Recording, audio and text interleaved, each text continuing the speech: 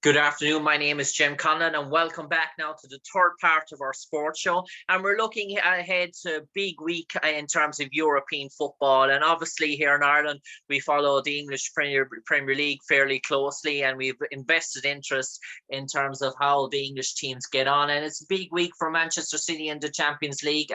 They're up against the kingpins of Europe, Real Madrid, in one semi-final. Another semi-final then is an all Milan affair, a clash of the internal parts of the city, the blue half versus the red half, for AC Milan clash against Inter Milan. I'm delighted to be joined by a renowned senior anchor of BIN Sports in Qatar. You might know him, a familiar face throughout the years in terms of his coverage of all things in terms of football at the highest level, the one and only Richard Keys. Richard, delighted for you to have us as a guest there this evening, to be joining us to talk ahead of these Champions League semi-finals. And Richard Keys, are you excited? Do you believe that the four best teams are in the Champions League semi-finals on merit? Nice to be here, Jim. Yeah, you'd have to believe so. You'd have to believe so. But on the other hand, although they haven't done much this year to justify it, it would be quite nice were Liverpool there as well, and perhaps Tottenham, although that would be getting very greedy. And it is about time, I think, that the Italians once again had a say at the sharp end of the Champions League, because it's been too long. And the two clubs that are there are royalty. There's no two ways about that. Inter, of course, I watched win it in Madrid when Jose Mourinho was in charge. That was quite a night. It was a very typically Mourinho and Inter performance. They didn't concede, and they nicked 2 goals at the other end. Milan, who I have to confess I have an affection for. I have an affection for because Ray Wilkins played there. Ray was a really good mate who to this day I still miss. Mark Hateley, who I've got to know very well since leaving Sky. Mark's word out here with us an awful lot. That was a great era. Attila, of course, Mark Hateley. Hullet played for them and won trophies with them, and so many people that have passed through studios that I've worked in. They've always been. I suppose there's a modern football fan would look at Inter and say, well, their recent history suggests they're the bigger of the two. For me, it's always been Milan. Nights, the Manchester United game when Clarence Seedorf bossed things in driving rain, and I think they swept Manchester United away 3-0 on that night. And there's just something about that stadium when Milan play in it, for me, as opposed to when Inter play in it. But of course, they'll both be in it for this semi-final. It's an extraordinary arrangement in some ways that is the case. But they each have their own end, as we know, their own dressing room, as they know. So they'll both be at home for both legs. I've got a fancy for Milan. Only it's an emotional fancy. It's nothing that I can base any good judgment on. I don't think either of them will go on and win it. I just don't. I think the winners of the other semi-final will win the Champions League this year. But it is good to see a resurgent Italian football. There's not a lot of money. I noticed today Roma want to sell Tammy Abraham, 40 million. That won't please Jose. I think the four big Italian clubs didn't spend as much as Chelsea last summer. So there's not a lot to go around. So what they've done, the two clubs, is fantastic. It's good to see them back. And Richard, you mentioned there about Italian football, but probably one could argue maybe outside of the Premier League in terms of a spectacle, the Italian Serie A has probably been the best viewing of this year in terms of the amount of teams. Obviously, it's changed now. There's an awful lot more teams that have abandoned this defensive type of football. We see Lazio, we see Napoli playing a good brand of football at the moment. There's probably a battle on there from second down to sixth in terms of Juventus, Lazio, Roma, Inter, Atlanta, AC Milan, all competing going into the last few weeks for those sort of Champions League places. We see Roma and Juventus in the Europa Cup Cup semi-finals, both fancy to make the final as well. So you could argue maybe that at the moment Serie A is outperforming the Bundesliga and La Liga and League One in terms of German, Spanish and French football. It's probably overtaken those, has it again? Yeah, no, I think the money they've spent they've spent wisely. And I'm an enormous Mourinho fan, so it's great for me to see. Well, Roma, 10 days ago was sitting third. Then Juve's appeal was successful, and they bounced back from, in effect, what was a relegation struggle back into Champions League places, only in Italy. So the top changes almost on a weekly basis. But I'd love to see Jose take a Champions League place with Roma. He is and has been one of the great coaches. Make no mistake about that. I don't understand why his reputation has been diminished by the English in particular. I don't get that. He's a terrific character, as well as I say, a very, very good coach. So I'd like to see Roma. Napoli ran out of steam. They were in form at the wrong part of the season. You know, pre-Christmas, you look at them, and I think most people were thinking, wow, they can win the Champions League. But you know, working with Andy down the years, I've learned a lot. And one of the things he's always said is that pre-Christmas is not the time to be in form. Post-Christmas, around about now-ish, February, March, April, when you really need to start to try and find form. And Napoli in the quarterfinals didn't have it. So as I say, form at the wrong time of the year. It's now that it's significant. But again, Mourinho, trophy in his first season, probably a trophy in his second season. And it is good to see Italian football resurgent. A lot of us grew up on it when the guys that I mentioned, Gaza and others would go and play. They're also Paul Rideout. I mean, even Lippi's Juventus and Ancelotti's Milans in the 90s as well. Yes. Brady, of course, whose reputation in it, and quite rightly. I mean, Liam, not just a wonderful guy, but a gloriously cultured footballer.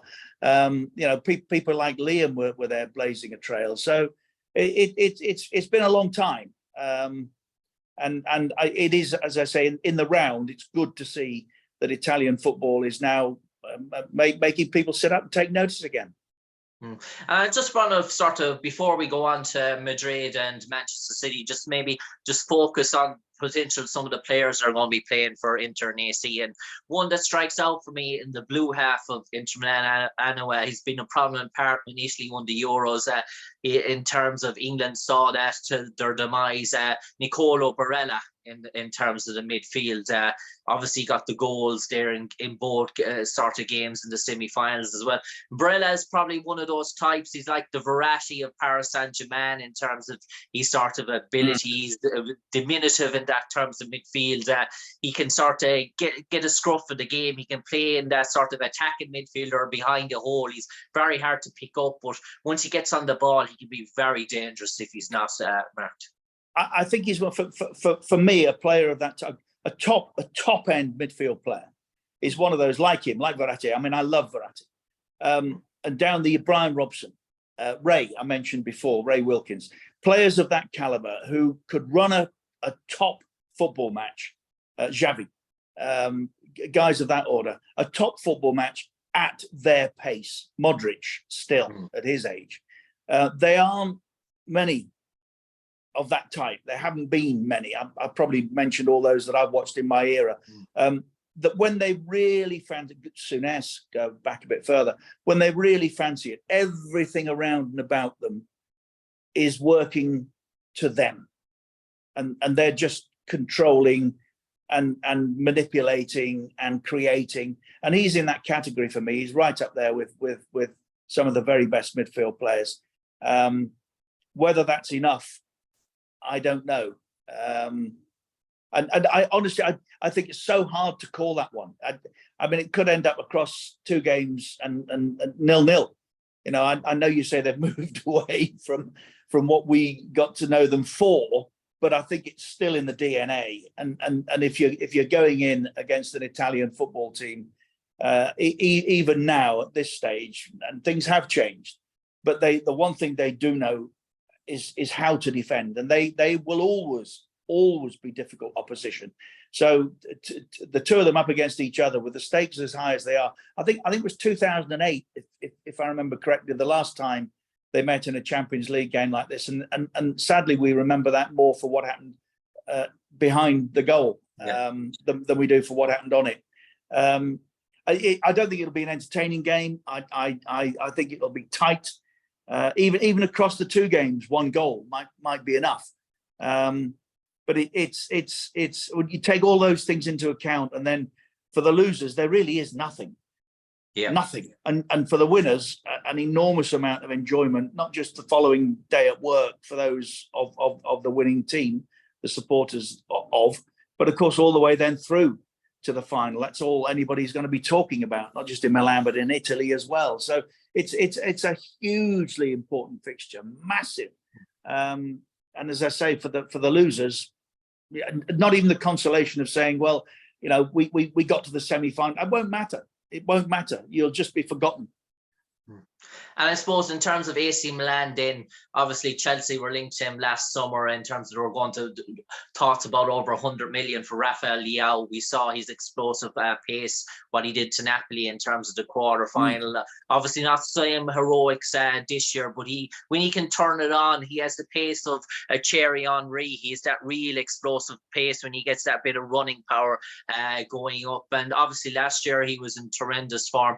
Probably dipped a bit this year in terms of that, but when he's capable, when he turns it on as Napoli, you start to see he is one of those players that can turn a game in terms if he gets a defender one-on-one, he's frightening on the counter-attack. Yeah, and that's what we want. You know, that's what we. It's still those players that get us out of our seats. You know, you mentioned Henry, blimey. I mean, if he's anything like approaching half as good across his career and achieves half of what Thierry Henry did, then he'll have made an impact. But yeah, he is one of those that you want to see given license to tear into people, and we know that he can do that. But again, you know, there's a lot of things we will discover about him and playing colleagues opposite. It's a long time since they've been in a situation such as this, and you know the freedom that he is likely to have, well, might have. Is he able to express himself in the cauldron that this will be? It can overcome many, and the fact that he was linked with Chelsea doesn't make him special.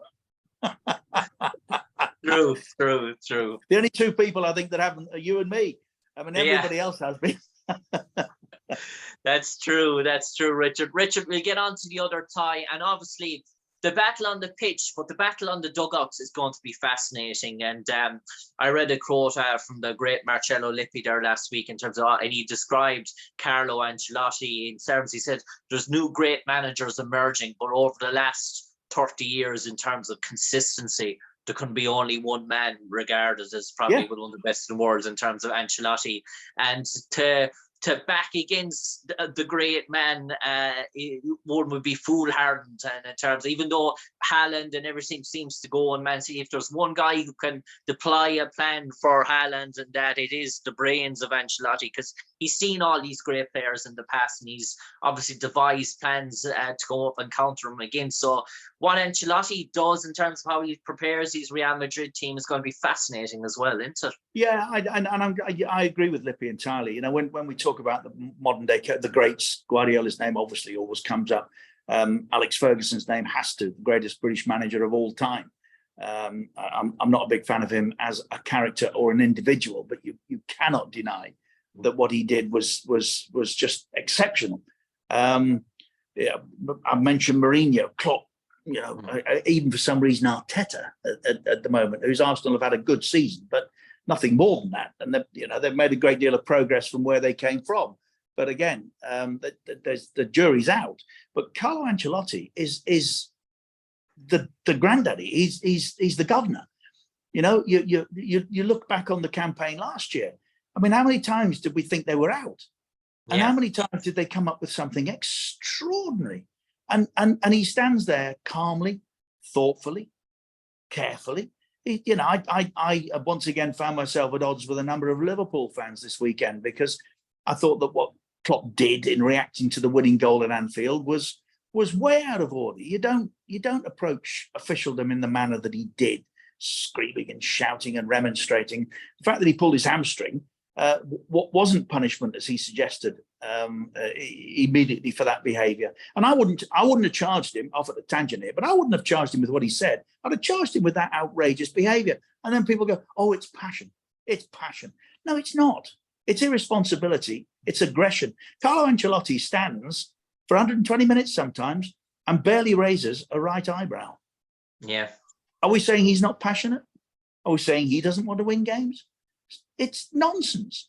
I love the way that he goes about his business. I think they'll get Bellingham, and hopefully he's around for another year to continue to mould new Real Madrid, if you like, because that process has to be undertaken. But I wouldn't write them off. I know people think that because Haaland scored 35 goals now, is it, in the Premier League, and 51 in total, that he is the missing piece. He was bought to be the missing piece. He was bought. That's what Guardiola believed would be the case, and he might yet be. And in fairness, Manchester City should now go on to this final. And as I've already said, I think the winners come from this semi. They should, with everything they've got, the money they've spent, with Haaland at centre forward, this time they should beat Real Madrid. But all the usual issues still apply for me. How clever does Guardiola get? Does he go in with a straightforward 4-3-3, which he did to beat Arsenal? Or does he go in trying to be clever, as he did in the most recent game I saw them in, the win against West Ham, with this box in the middle? I mean, forget about the inverted fullback. That's nonsense. It's a 3 and then it's a 2-2. So does he go in like that cleverly? Does he leave out, for me, one of his greatest weapons, a Walker, and the width that he brings it? I mean, he's been his greatest enemy in every stage of the Champions League over the last 2 or 3 years at City. So that will be fascinating as well. I mean, it's by far and away the standout of the 2 semi-finals for me. City should win it. But I do not rule out the probability of Real Madrid doing them again. Yeah. And Richard, when I look at this tie, I look at the heart of the midfield, the engine room as such. And I think this is where, obviously, out flanks, we all know about City's talent. Up front, we know about City's talent. Defensively, they proved a good lot. They're probably one of the best keepers in the world. But when I look there, the Real Madrid, that engine room, Toni Kroos and Luka Modric. For me, Toni Kroos is probably one of the great midfielders. I've been out to Clásicos a few times. I've seen him run the games there in the midfield against Barcelona. When Kroos and Modric click for Real Madrid in terms of that, it's very hard to see an engine room that can sort of compete with that. And I know Rodri is a good player, but to get around and to minimise that sort of influence, what Man City want to do in the middle of the park to stop maybe those two dictating a game, because Kroos will drop in behind the back four as a deep sort of playmaker, while Modric is the advanced playmaker. So they almost like have 2 playmakers dictating the tempo. Kroos does it further back, and Modric does it sort of further forward in terms of how Real Madrid. So it's going to be interesting to see how City tackle that. It's going to be a big thing, because you really have to target those two in terms, or they'll play keep ball in terms of that. Yeah, I think we've said here all season long, myself and Andy, I think those teams that are brave enough to have a go at City get reward. West Ham, when I saw them midweek against them, 0-0 at half time, they didn't necessarily have a go, but they did enough to keep City honest. I think if the Achilles heel City have is, one, Guardiola, as much as he is their strength, because you just don't know, and he doesn't, what cunning plan he's going to come up with. And it could be a cunning plan that confuses totally everybody. I mean, John Stones in midfield, come on. Anyway, if you get on the front foot and you have a go at them, the Achilles heel is their defence. And if they do play in that 3, and you can make use of the wide areas, Vinicius Junior on this side here, he's really playing against somebody or nobody if that's how Guardiola go, if that's what he wants to run the risk of. So I think Real Madrid are brave enough, they're good enough, and smart enough, and they've certainly got enough talent. I mean, Benzema, let's not forget, he's half a chance. Yeah. Well, he's Haaland in every respect, except he's 14 years old or something. I don't know. So just because Manchester City and Guardiola. 2011, the last time Guardiola won this competition. 3 years he failed at Bayern Munich, and this is his 7th go with Manchester City. So, with all the money he's had and all the resource that he's had, and 2 of the biggest clubs in the world that he's worked for since leaving Barcelona, I think he should have won at least 2 or 3 more Champions Leagues by now, and he hasn't. And that gnaws away at him as well, I'm sure. So this is fascinating on and off the pitch. But as I say, I think whoever eventually comes through will go on and win it. There's no doubt about that. And Real Madrid, there's that. It's Real Madrid. You can't put your finger on it. You can't actually describe what it is. It's just Real Madrid and this competition, and that's what City are up against as well. And we just don't know in terms of Pep selections. You think it's a straight choice. Is he going to go Mahrez or is he going to go Bernardo Silva? And then it seems to be Grealish has got the nod over Foden at the moment in terms of that role. So they're probably the only real 2 calls he has to make in terms of that. Probably will go with Grealish. So the call then is it going to be Mahrez or Bernardo Silva? But in the bigger sort of games, he seems to trust Silva that bit more. Or does he play Bernardo Silva as a left fullback as he did at Anfield?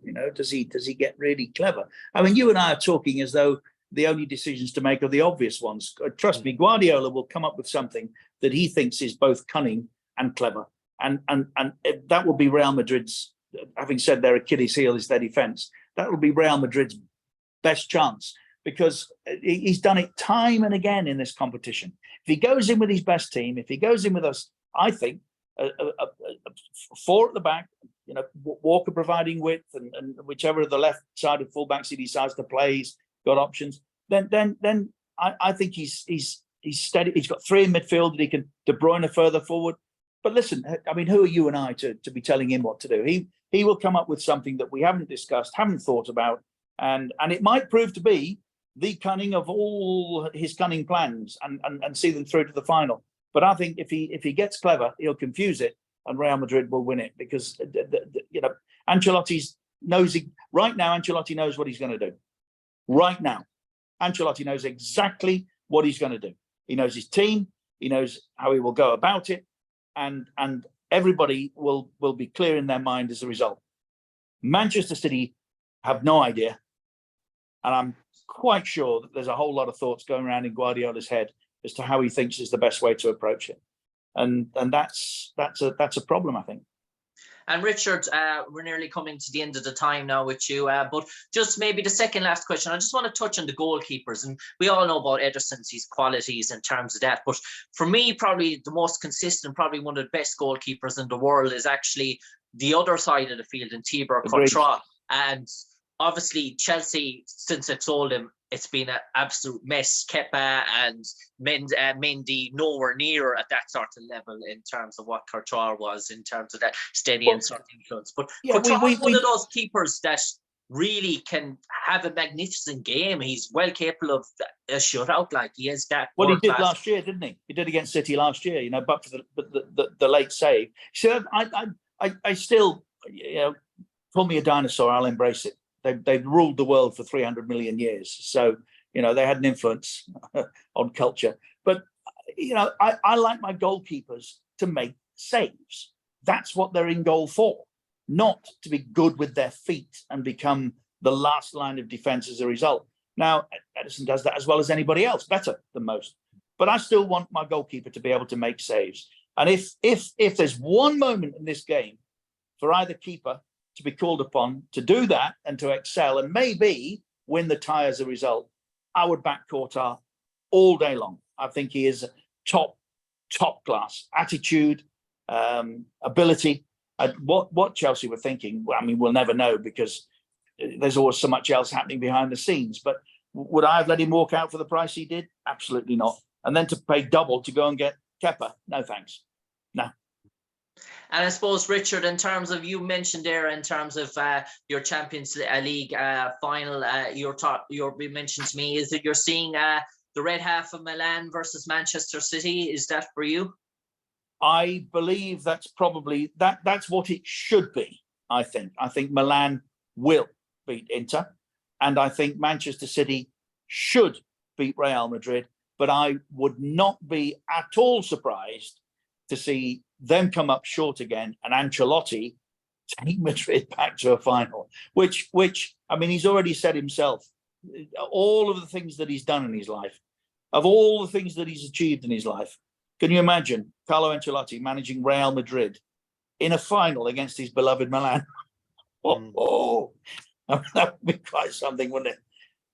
Richard, finally, great to have you on. I actually hope it's the blue half of Milan have a bit of affection for Ronaldo and Vieri and Roberto Baggio, that trio. There you go. 90s. You see, I said I see you're half my age. There's a lot more people than I am remembering which of the two. In terms of that trio, Jarver, Zanetti, truly iconic sort of players. But yeah, but I do think it's now or never for City, really, in terms you can have only so many bites of the cherry before time passes you by. So, yeah. Oh, there's one name you missed, by the way. In all those names you gave me about Inter, what about Robbie Keane? Yeah, well, I suppose Robbie, in terms of that, he would probably look affectionately in terms of that one season if he had got that sort of second sort of season. But I think Robbie's big thing that hurts Robbie was he felt he probably had more to give Liverpool than what he probably would have felt that he would have wanted more time at Liverpool to prove himself. In terms, he maybe felt that they reacted maybe too honest in terms of accepting that offer. In terms of for him, I think he emotionally looked at his bank account. Yeah, true in terms of that. But yeah, look, in terms of Ireland, Richard, look, we're all more upbeat given the performance against the French. It was really we performed against Dublin. It was probably the best Irish performance in the last 2 or 3 years. So it's given us that bit of hope that we might be able to take maybe something off the Dutch, maybe home. Might be if we could get maybe 3 points off the Dutch, or maybe even there we hope there, or 4 points off the Dutch. It gives us a chance that we know we're fighting for second spot, but we don't think the Dutch team is as what they were to be feared in terms of the past. So there's a bit of hope there that we could maybe give the Dutch a right good scare for that sort of second place. As somebody once famously said, in the race for the Premier League title, let me tell you, I would love it. I see a lot of Jason McAteer out here, who's constantly reminding Ruud Gullit of a very famous game previously that saw Ireland go to the World Cup finals and the Dutch not. Nigel de Jong's worked out here a lot, now in charge of the Dutch FA. If Ireland do take 4 points off them, there'll be nobody happier than me, believe me. Text messages will be moving that night. And Richard, watch out for a player there. He was starred against France, but he had a really good thing. I think he'll move to the Premier League in a fair time. Chidozie Ogbene at Rotterdam in the championship there. He gave Benjamin Pavard a torrid time there against France there down the wing. But he's probably one of those Nigerian-born Irish sort of players there in terms of that probably has a lot in his locker in terms of he's like a Damien Duff. He likes to go and attack players and take them on, and he's got a good lot of speed. He's probably Premier League quality, but Rotterdam will probably struggle to hold on to him in terms of that. But definitely one for the future. Yeah, good. Definitely. Well, listen, good luck to you all. Good luck. Richard, take care, stay safe, and God bless, mate. Pleasure. Nice to talk.